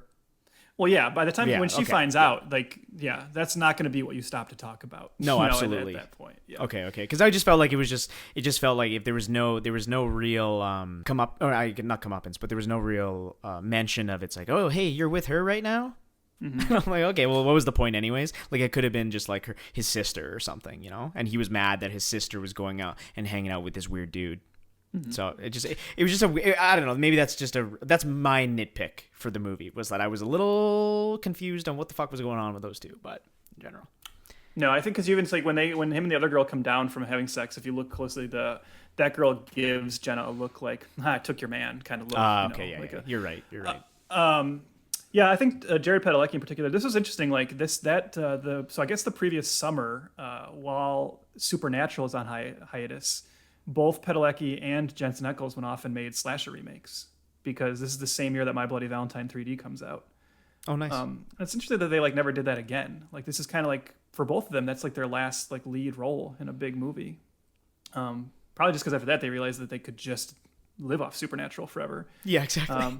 That's a show that has been on the air since the Carter administration here in the States. 37th season. Yeah, and it's actually Trevor's watching it when he was 23. I actually don't watch it. I've seen the first couple seasons and I didn't stick with it. But interesting enough, as this episode is coming out, it is just now starting to air its final episodes after a very, very long run. So congrats to them. I do like Jared Padalecki in this. It's not like it's like the most amazing performance, but I do think he kind of oozes that right kind of charisma and just feels like a leading man. And he's a big guy too. Like I was pretty surprised with him. And you buy him as like someone who can fight Jason. The way they play the character, I do buy him as like, if I was in this situation, I would want him around. Mm-hmm. I feel like, okay, he seems capable, and I think he can handle himself. So much so when Trent's giving him shit throughout the whole movie, or whenever they come in contact with each other, I was like, Trent, you're gonna get your ass kicked. The shocking death is, of course, I agree. I think you definitely feel like, well, these are the two that are gonna make it, right? Mm-hmm. Yeah. But we are ultimately shown that Whitney, Clay's sister, is still alive, played by Amanda Righetti, or as I like to call her, Amanda Righetti. I'm allowed to say that. I've never been more offended in my life. Oh, I was going to ask. I thought if you gave me the go ahead, I could get away with that. Okay, well, sure. All right, good. So Amanda Righetti. Yeah. Of course, everyone's favorite character from Captain America: The First Avenger. She plays, of course, SHIELD agent in the last scene. Do you remember that? She's the one who comes into his room when he wakes up. Oh, she's the nurse there? Yeah. Oh, no shit. Okay. The fake nurse who's actually a SHIELD agent. Yeah. Yes. So you get the three of them together, and then suddenly they're getting out of this tunnel, and bam, machete to the chest to Jenna. Mm-hmm. Yeah, in the theater, total shock. Not that like you said, no one necessarily feels safe, but I really like, one of the things that I think is most clever about this film is that I like that the final two are a brother and sister, which Definitely. I couldn't recall seeing before, and that was like such a more interesting dynamic, and I thought like, oh, that's really neat. So sorry, Jenna, like your sacrifice was worth it to get like a different kind of final pair rather than it be the traditional, boyfriend and girlfriend. Yeah, I completely agree with that. I also like the how they I guess dispatch of Jason. Earlier in the movie. Earlier in the movie, you're in. Well, I was a little disappointed. I will say. I was gonna say I find it actually a little underwhelming. But. Yeah, like I liked. Well, I like that it becomes, like we said, Jared Padalecki is like pretty has a good physical presence, so I do like that back and forth. Like he gives him, and it's obviously reminiscent of Part 4, where that loner guy, I can't remember his name, who's trying to fight Jason. that is one of the most underwhelming deaths, by the way, in Part 4. Him screaming out that he's killing me. That wasn't great. But in this one, I do like this back and forth, this fight, the chase is fun, everything. But earlier in the movie, you are introduced to a wood chipper, and I mean, every time you see a wood chipper or anything with grinding gears, somebody's going in there. It was a little disappointing that nobody goes in there in this one. Yeah, that annoyed me. But I guess you got to make a sequel, right? So you can't. Well, that's the chop thing. them It's up. like this is one of those situations where the necessity of a sequel will trump logic, right? Yeah. Because so you wrap a chain around Jason's throat, he's getting pulled into the wood chipper, and you're like, oh, this is gonna be great. And instead they just stab him in the chest with a machete. Also a scene where when she says, see you later, Jason, she says, say hi to mommy, Jason, in hell. And the in hell part is like clearly like 80 yard in. Absolutely, Yeah. Which is thinking, otherwise a great line. Say hi to mommy is fucking so sweet. And then in hell was like, oh no, you just undercut it. Yeah. But then you're just like, well, in any reality, those two would just push him into that chipper then. Like it's running, it's right behind him. His head is already so close to it. Just finish the job. Totally. Why carry his body to the dock and throw him into the water? Yeah, like, what's super the point? strange. Super strange. First Other of than, all, like you said, to get that end scare. But yeah, of course. That's what I mean. Like it's all done only. This is those kind of things bother me. I can't help it. Even in a film as dumb as this, Sure. like when characters make decisions just based on what the screenplay needs to happen, it's always annoying. I will say though, you know what? It's one of those things that about the horror genre that is kind of a thing is that everybody is fucking dumb as shit. And it just feels that way. Like it's very rare that you get the smart decision just in general. Like not even sequels or none. I think horror movies, if you weren't dumb, there'd be no horror. You know what I mean? Like you just, it's almost a piece of the horror genre that I just accept. So it really doesn't bog me down. So like I'm like fine with it. I was like, oh, okay, they're gonna push him off the dock, and he's gonna break through, and there we go, and they're not gonna kill him because of the sequel. And yeah. Like this is just horror. Like I'm just into like it's people give a lot of shit to I give a lot of shit to the majority of The Walking Dead. But in the beginning of it, people were like, everybody's so dumb. And it's like, well, yeah, they're dumb because or else then there'd be no drama. But then it got really fucking dumb. So that's another conversation. But anyway. But to be fair, 2020 has reminded us that people are dumb. That's a great point. This is proven otherwise. Yeah. Yeah. That final scare is whatever. Like you can see it coming from a mile away because when you're a fan of the franchise, you're like waiting for it. So whatever. It's not that I don't like it. I don't know like him like breaking through the dock. It's like it's just one of those things where it's just like, oh, it's such a step above what we've seen before, right? Like this is cooler because he's breaking through the dock. But whatever. I guess the last thing we should talk. Well, two more things I'll say before we start wrapping up. Sure. We didn't talk about the score at all, which I think is pretty good. That's funny you say. I wrote that was one of my first notes that we didn't even say, but I said Steve Jablonsky with a exclamation point. I really like that guy. Like, okay, good. Yeah, that's what I said. I think. Yeah, I guess you're gonna agree. I think Steve Jablonsky is one of the most underrated composers. Like, you never hear him talked about like in this conversation, and I think he does like these really cool. Like, I actually love his score for Battleship. I think it's awesome. He comes up with this like really cool like theme in this film. Like he uses the Manfred music just a little bit, peppers it in here and there. I wish we heard it a little bit more. But that like kind of droning theme that we first hear during the sleeping bag death is like so good. I really love like that sound in this. And then, I couldn't agree more about him. Like he is obviously. I mean, I don't want to bring up Transformers again, but his score for Transformers is awesome. His theme for the Allspark, his theme for Bumblebee, and his theme for Optimus Prime are fantastic. I tell everybody to jump on their Apple Music or Spotify, whatever the fuck they listen to, and download that album. It's very, very good. It's like very hummable, a lot of motifs. He's a guy that I've been watching for a long time, and me and you both are quite the what would you say? Cinephiles when it comes to scorophiles. Like, what do you I don't know how to call that, but anyway, I mean, you are both score like aficionados. Score aficionados, and like Steve Jablonsky, absolutely completely underrated. So here's your plug, man. I know you're listening. And then we've mentioned Jason a lot, but I do just want to give a shout out to Derek Mears as Jason, who I think is just awesome in this. You'd be surprised, not paying as much attention to the franchise as I do, you'd be surprised how intense the conversations get about who plays Jason and who the best Jason is. Obviously, Kane Hodder, who you have not come to yet, is kind of to most people like the Jason. But I think for this, like, unfortunately, what looks like now a one and done shot at it, Derek Mears, who was a huge fan of the franchise and really kind of advocated to get this part. Yeah. They were actually concerned that he wouldn't work because he's such a nice, funny guy. Yeah. Which I can attest to. I've met him. I actually met him at a convention, not at like his signing table. He was just walking around shopping the tables. Oh, cool. And we had a chance to go up to him and tell him how much I love this film and some other stuff. And dude, it was like that thing where it was like the kind of point where I was almost like, are you sure? I kind of got to get going, Derek. I think like I got to go. Like, oh, really? Yeah. It's like he was like so eager to ask me about like what I thought about some of this stuff in this film and stuff. And he was just such a nice guy. That's super cool. He's also a trained like improv comic. He's very, very funny. So yeah, when they met him, they're like, I don't know, but he can turn it on. And yeah, that physicality brings to the role, which is like a leaner, meaner Jason.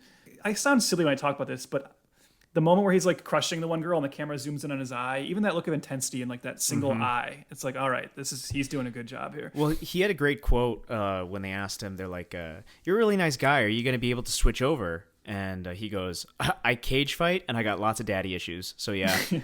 Yeah.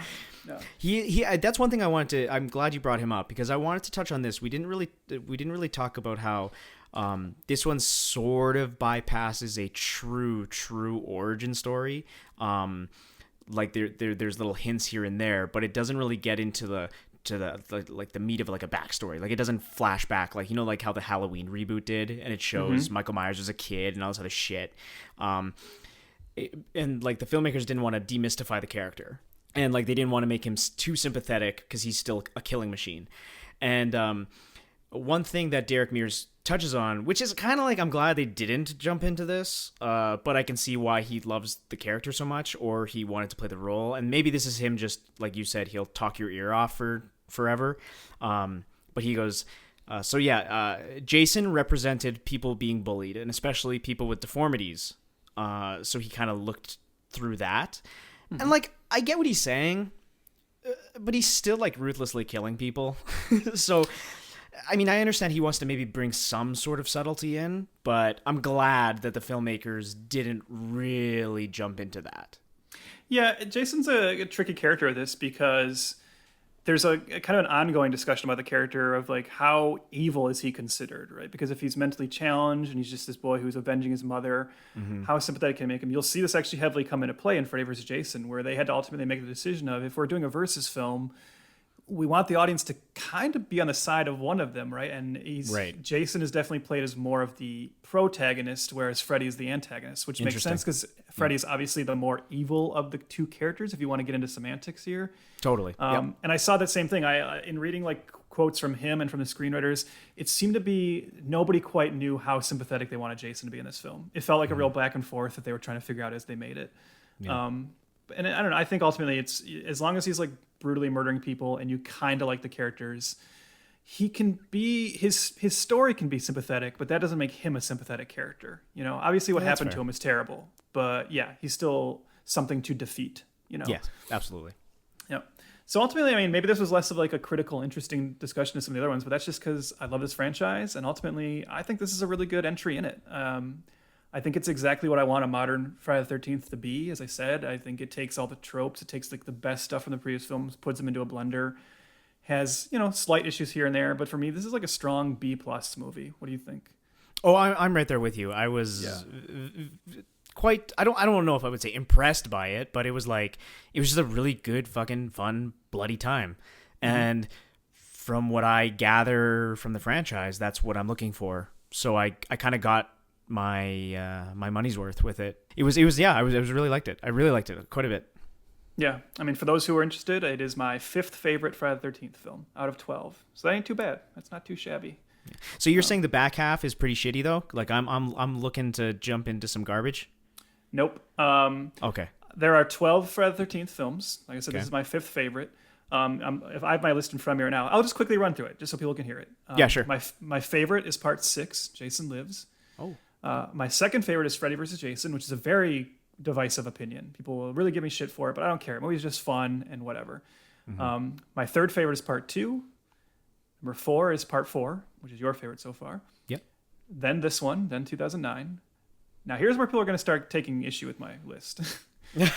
my sixth is Jason X, which again I just love because I think it's so fun. It's like it knows what it is and it just has a great sense of humor to it. Right. Number 7 is Jason Takes Manhattan, which a lot of people hate and I think is an underrated one. Number 8 is Friday the 13th, the original. And then number 9 is The New Blood, which is one where he fights a psychic young girl in the vein of Carrie. And then you get into 10, 11, and 12. And these are really the only 3 that I don't really like.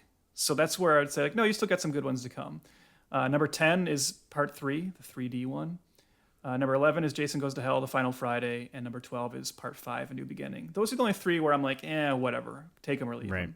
But 1 through 9, I love all of them. Good, because so far the third one, in my opinion, was the weakest. That's really one of the ones I'm not super high on. Yeah. But I'm about to watch 5, which sucks too. Son of a bitch. We'll see how you feel. That one's one where people either don't like it at all or like really like it. Yeah. So we'll see. Cool. All right. So we've already established then that, okay, so as we said, the reason we're covering this movie is because there's no sequel. This is the end of the Friday the 13th franchise, despite it being obviously set up to be a new start for it.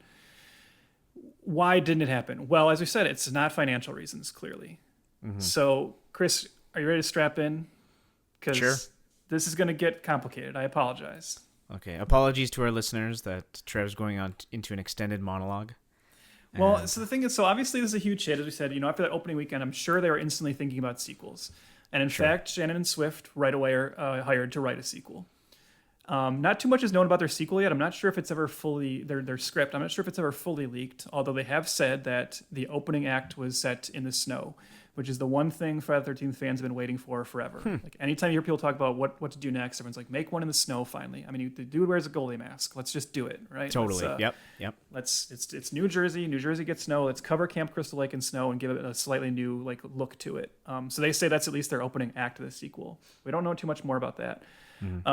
But it just never gets going. And here's why. Because as big of a hit as this was, there was some financial stuff that was tricky here. Now, here's where I can't help but get complicated, so I apologize. I'm going to try and summarize this as easily as possible. So the first 8 original Friday the 13th films were, the first one was made independently and then picked up for distribution by Paramount. And then Paramount kind of takes the franchise over for the first 8 films. They handle domestic distribution, and Warner Brothers handles international distribution, because it's that kind of case where sometimes those films that are made on an independent level are bought by 2 different companies for domestic or international, right? So Paramount is kind of the parent company for domestic. But after part 8, Jason Takes Manhattan doesn't do very well. And obviously the box office receipts have just been kind of ticking down subsequently in the last few films. And they decided to part ways with it, and New Line gets it. New Line buys it because they own Nightmare on Elm Street. And so they see, obviously, the potential to do Freddy vs. Jason. And they want to go to that.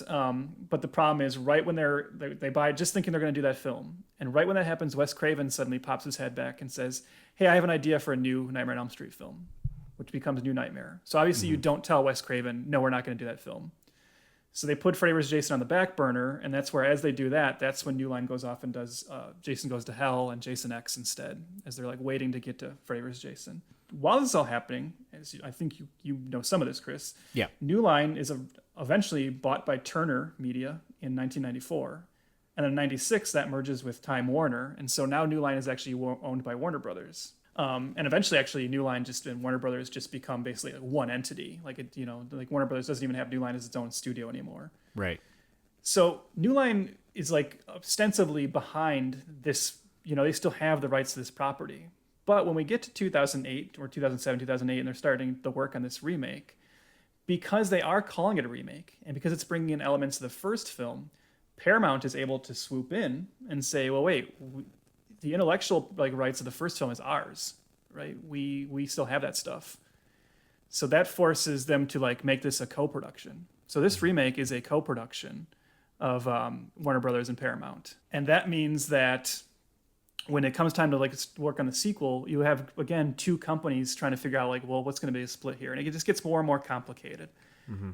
And that keeps like pushing off like the sequel. So where this gets really interesting is now you have these two companies who, I'm sure both want to make a new Friday the 13th, but they don't want to share the profits anymore, especially after seeing how well this one did, right? So anytime there's like a success, it gets trickier.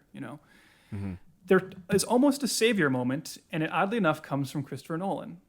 Christopher Nolan has an idea for a new film, Interstellar, and Warner Brothers, who is kind of struggling with some of their other properties, they want to be involved in it with Paramount. And they say, like, can we help co-finance Interstellar and share that one?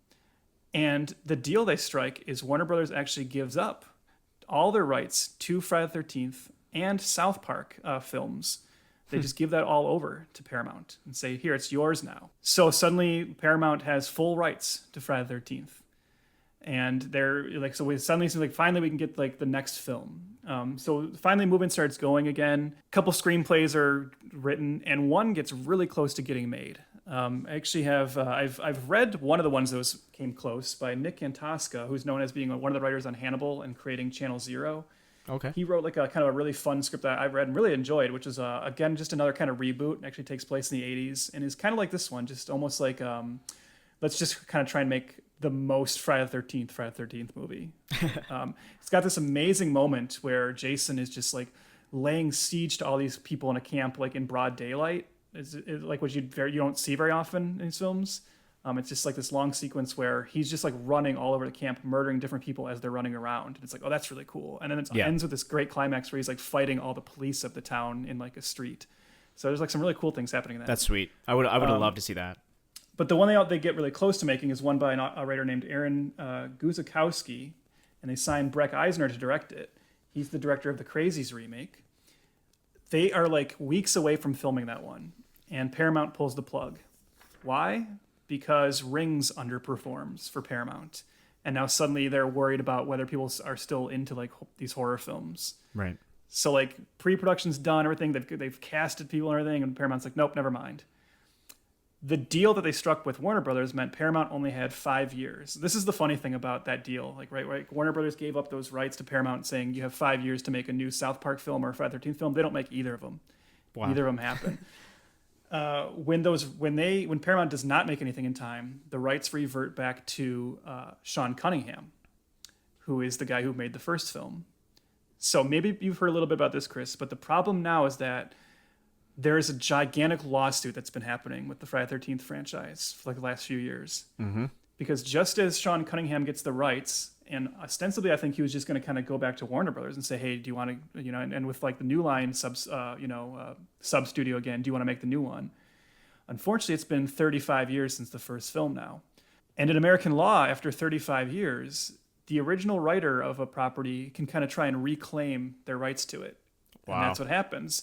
Victor Miller, who wrote the first film, suddenly swoops in and says, hey, actually, because I wrote the first film, I own Jason Voorhees, and I own Friday the 13th. And Sean Cunningham says, no, the thing is, you were an employee of me when you did that. So because you worked for me, I am the one who owns that. Vic Miller says, no, I was an independent contractor who wrote this. I was not an employee. And that's ultimately where the argument is. So this actually goes to the courts. The courts rule in Victor Miller's favor. Victor Miller gets the rights back to the first film and to the character of Jason. But of course, Sean Cunningham appeals. And this is a case that looks like it might actually be heading on its way to the Supreme Court. And a lot of people are paying attention to it because it's going to have big ramifications in the horror genre and in just filmmaking in general, because a lot of these franchises are coming up on that 35-year mark. Mm-hmm. And how this all gets like shook out will like be very like, are these original writers all going to kind of swoop in? And then you get into like this tricky territory of, again, like Victor Miller only wrote the first film. And so you have Cunningham and other people saying, well, okay, but Jason is just like a small boy in that film. Like all these ideas of Jason the man, the killer wearing a hockey mask, that comes later. So why does that matter? But I think it's just all so tricky, right? Nobody wants to try and figure out this like really complicated, tangled web of rights.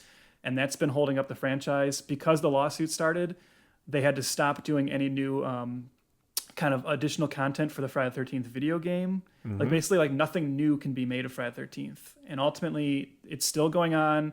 It's really sloppy. These two guys cannot just seem to get together and work it out. The ultimate irony of this is like Victor Miller over time has talked about how much he doesn't even like the sequels and he hated the idea of bringing Jason back. And Sean Cunningham also is someone who kind of walked away from the franchise and only came back to it once it was clear that his like career wasn't going the way he wanted. So these like two guys who don't seem like they really give a shit about Jason that much fighting over it. And I mean, ultimately, like what everyone is waiting for, including me, is for one of these guys to get the rights and most likely probably just sell it to Blumhouse. Totally. Jason Blum has been very vocal about how he wants Friday the 13th. Of course he does. You know, like why wouldn't he? After Halloween was such a huge hit for them. And like that's what everyone wants, right? Well, I don't know if everyone, but I'd say that's what I want. Just give it to Blumhouse. They've proven that they know what they're doing with this. It's just a matter of getting one of these guys to finally have the official capacity to sell those rights to them. But I don't know. I don't think it's happening anytime soon. I think they were thinking that back in 2019 they were saying that it could have reached the decision by June of 2020. Now we're well past that, and it just seems like a big dick measuring contest between two guys that don't give a shit about the character, and it's very strange. And I mean, I'm sympathetic to both of them because I do think they both have valid claims, and as someone who writes, I understand. Writers don't get paid enough, and writers get dicked over all the time. So I get where Miller's coming from. Cunningham is the guy who originally made the first film. I get where he's coming from, but I really wish they could just work it out and just like share the profits or something. Yeah. I know I'm simplifying it way more than it probably really is, but it's just a bummer because I really don't think we're going to see this anytime soon. And it's really weird to think that we haven't had a new Friday the 13th film since 2009. It would have been better if they just rushed right into a sequel on this one. Yeah, especially since that's the way the slasher series used to work. You would like just run right into the next one right away. You don't even think about it. And I do think with this, another problem this series has had is there's a tendency to overthink what to do next, which is like so unneeded because it's just like put Jason back at the camp and have him kill people. That's what people want to see. There's a pretty specific formula to this one. And there was a hot minute where all the talk about a new Friday the 13th was this is when Paramount was trying to rush to get theirs made.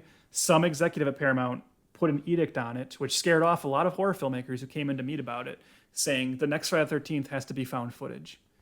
Right. And everybody was like, wait, well, how does that work? Why are you going to hold a camera while Jason is chasing you? And and all his writers had to try and figure that out. I never liked that idea. Obviously, I would have seen it. I would have given it a chance. Sure. I'm kind of glad it didn't happen. But yeah, so it's another thing where, again, when you're trying to chase a formula instead of just saying, hey, let's make another Friday the 13th, you're shooting yourself in the foot a little bit. But what would you like? Let's speculate for a second. If the rights cleared up and a new one could be made tomorrow, would you want it to be another reboot? Would you want a continuation of this one? Where do you fall on it? Do you think too much time has passed to bring back this brother and sister? Like, what do you see? I think with the way sequels have been going, I don't think it matters the time anymore. Do what Halloween did. Honestly, like I bring back the legacy characters in some way, shape, or form, and do it that way. I know there was hints or there was talk about bringing back a certain character from Tommy Jarvis. Tommy Jarvis, yeah, they wanted to bring him back for this one. In retrospect, they were a little ahead of their time thinking that way because that seems to be the mantra for all of these sequels coming back, right? Bring back one of the old players and give it to the new. And I can see them bringing back Padalecki and the sister and doing something with that. Like, why not? You mean Amanda Rigetti? Oh yeah, Rigetti spaghetti. Bring them back. I don't think there's no time frame anymore. I think for sequels, as they call them, legacy sequels now. So that's something that I would be a fan of. Bring them back.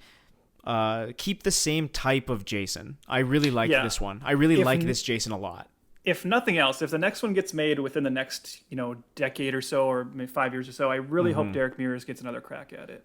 Just definitely. Knowing how much he loves this character and how excited he was to do this one, and I've talked to him. I know he does want to do it. I really hope he at least gets like first refusal for it. Yeah, and it doesn't have to be super connected, but if there is some tangential something, it's fine. Like you said before, these are really episodic. I like the idea of just put Jason in a scenario and put put people in the Jason scenario. And yeah, like I'm a huge fan of that. So just do that. Just do more episodic stuff. Just a fable. Yeah, I think there's like additional pressure on people when they think about this next one though, because it will be the 13th Friday the 13th film. Oh, that's right. Like that's the killer of it too, right? We've been waiting this long to get the 13th movie, which is nuts. Right. And I'm sure you've seen some of the rumored stuff that almost happened. There was a brief moment where Quentin Tarantino was talking about doing the Friday the 13th film. Yeah. Stephen King has said that he would like to write a novel from the perspective of Jason Voorhees. I don't think that he'd ever actually do it, but people even said that even if he was serious about that, again, the rights thing would probably trip him up a little bit right now, or he just probably wouldn't want to get anywhere near it. So there's like, I don't know, yeah. The LeBron James wanted to be a part of it. LeBron James was like very involved in it. Yeah, he was like, I think he actually had the rights for a moment. I'm not sure if he still has any connection to that or not. Because like for a moment he seemed like he was going to be the savior that was finally going to get us the new film, and I was totally down for it. Yeah, I don't know. Ultimately, I do want to see it in the snow, but that doesn't need to be the next one. I do just want to see that sometime. Sure. I do think since it is the 13th one, I guess they're just make it as. I guess you should try to make it a little bit more special, but what that ultimately means, I don't know. Well, that again, it could be that legacy sequel type stuff, right? It is the 13th. Bring back characters that were in the other ones. You don't have to. I don't even know if you need to keep them as the same cast, but just in general, kind of tie it all together. Or what they do is they jump off from a certain. What if they ignore a couple of them? You know, like who cares at this point? Well, not surprisingly, Corey Feldman has long been vocal about how he would definitely come back to play Tommy Jarvis again. I think he wants. I think he would come back for any job right now. Yeah. Now, to be fair, 3 people played Tommy Jarvis in the run of the original franchise, and he's not my favorite of the 3. And actually, my favorite of the 3 has played Tommy Jarvis a couple more times in fan films. And I will say, oh really? For those of you who are just feeling starved for new Jason content, turn your attention to YouTube, because in the last few years, quite a few people have made really good Friday the 13th fan films, which are ultimately serving as like, that's what we have right now. But thankfully, people are doing good jobs with them. There's one called Never Hike. There's one called Never Hike Alone. It's very popular with the fandom. I will advocate for that one. It's a very fun little fan film, and I believe that has a sequel coming. So yeah, that's probably where the franchise is at right now. And I guess they haven't been taken down because the rights are just so up in the air right now that nobody's paying attention. They're not taken down because they're not making any profit off of them. They're fan films, right? They make them, put them up on YouTube. They're not charging anyone anything for it. So, right. Yeah, you can kind of that's your like leeway with that kind of stuff, right? If you're not trying to make a profit, then you're pretty unless you're aping something that Disney owns, and then they'll come full throttle. Yeah, no matter what. And I'm sure as this is going, Disney probably will own Friday the 13th in a couple of years as they just snap up everything. And then for sure neuter the movie completely. Yeah. But, Jason Skywalker. Oh God, that's what. That's the movie we want. Jason Skywalker, 100%. I mean, now I'm picturing that in my head, and it's not Jason with a lightsaber. It's not the worst idea in the world. No, but it's got to be like a thicker lightsaber. You know, like it actually just should be a machete with like the lightsaber effect on it. That's all I want. You haven't watched Jason X yet. We'll talk again. Okay, sweet, cool.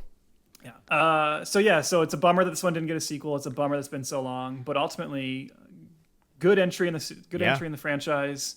A frustrating if you're a fan of slasher movies, check this one out. You don't have to be a fan of Friday the 13th whatsoever. Like that's the biggest a big takeaway I took from it was like this is just a really I don't want to say really well made slasher movie, but it's like it's serviceable. It's a good one. Like if you're in the mood for slasher film, put this one on, turn it up. Like it's awesome.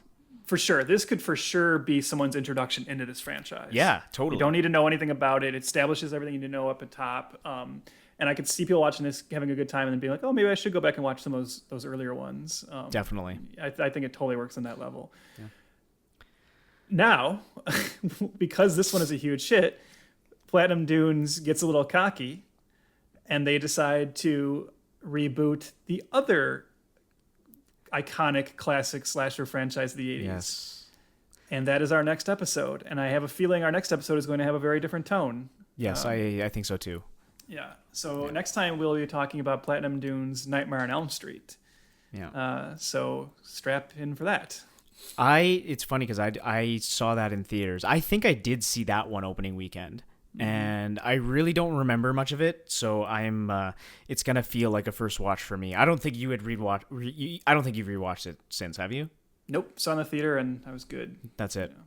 Cool. So I mean, as I am looking forward to it in that aspect. But yeah, Platinum Dunes month continues next episode with Nightmare on Elm Street. Mm-hmm. Yeah. So that's really it for this episode. We are F2F Pod. That's 2 is the number 2 on Twitter. Like us there. Like us everywhere. I remembered this time. No? You no, hate I mean, it, I just think it's funny that you forgot that last time. It's like the most simplistic catchphrase. Oh, this time, like I told you, I put up a banner in front of me and big bold letters. Did you print it on a dot matrix printer? You just printed one of those like long banners. Oh yeah, it's actually. You remember when people used to have wallpaper? It's that. It's around my entire room. But yeah, so go to Twitter. That's where most things are there. We are also F2F Pod on Instagram. All the socials. Go there. Also, Letterboxd. You know what? Go to your podcast app. There's all the links there. So check us out. Please rate and review. The best place to do that, I've been asked a couple times now, but the best place to do that is Apple Podcasts. So For sure, yeah. Go there, rate and review. Just give us a star rating. Whatever you deem this necessary. Or to deem us worth, go for it.